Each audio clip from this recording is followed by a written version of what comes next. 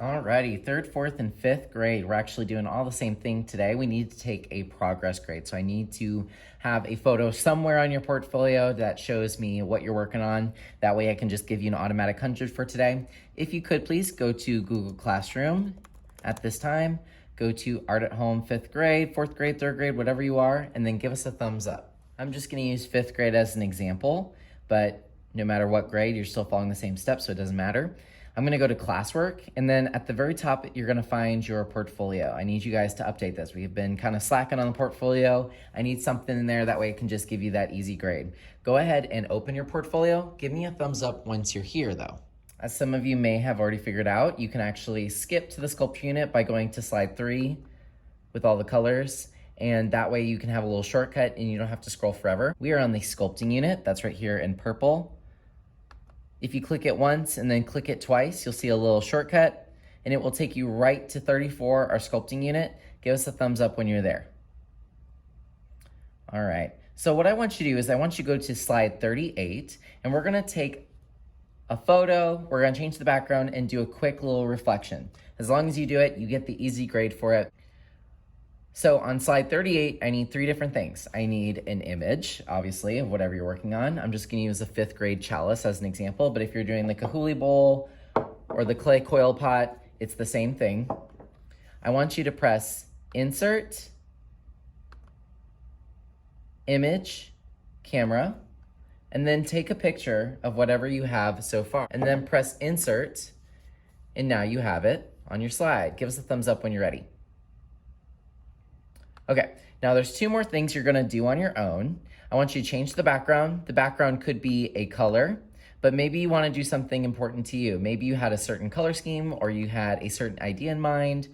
Maybe mine was inspired by Aztec gold. So you can make it meaningful to you. Now, one thing I'm requiring today is that you have at least 1 or 2 sentences. I'm not asking for your full life story, but I want you to tell me about it so far. Did you like working with clay? Do you like how it turned out? What do you plan on doing next?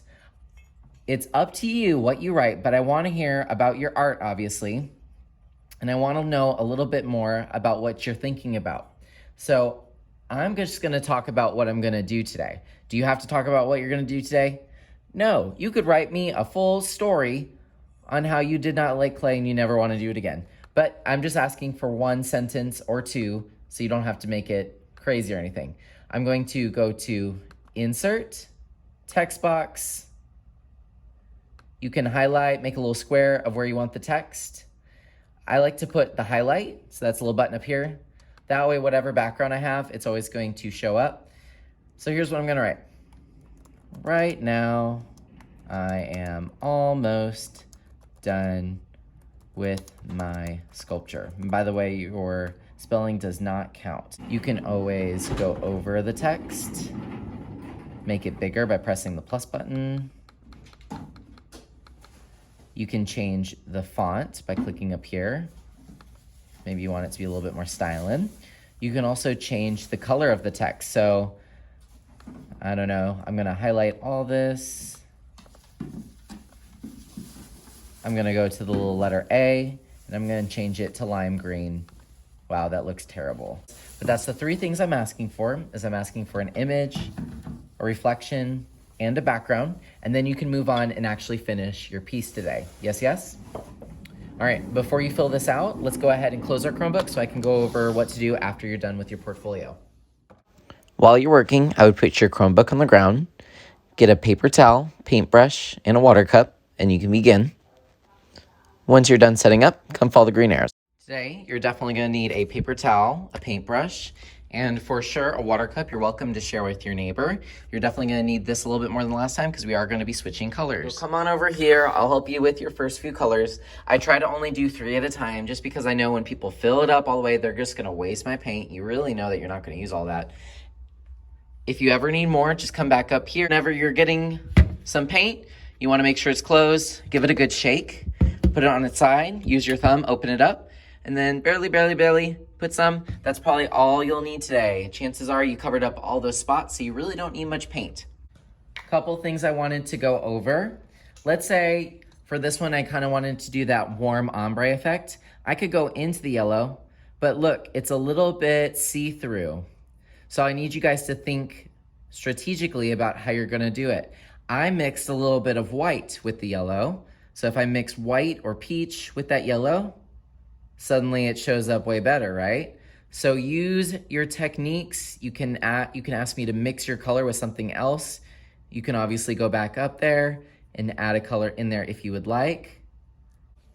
If you want something to be more ombre, you can clean your brush, dry it off, that way your brush is clean, and you can take that original color, and that way you can get more of a soft blend.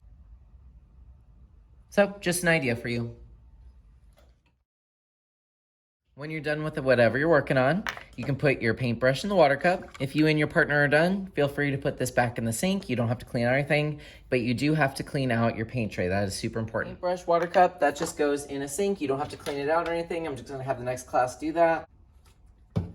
If you have any leftover paint, please make sure you clean it out. Just turn the water on to its lowest setting, even lower than that. If you place the paint over the water, and then use this big old paintbrush to paint the paint away, it should be gone instantly. I never understand why people waste so much time back here flirting or talking to their friends. Give it a good tap, tap, tap, tap, and then put it in my dishwashing rack.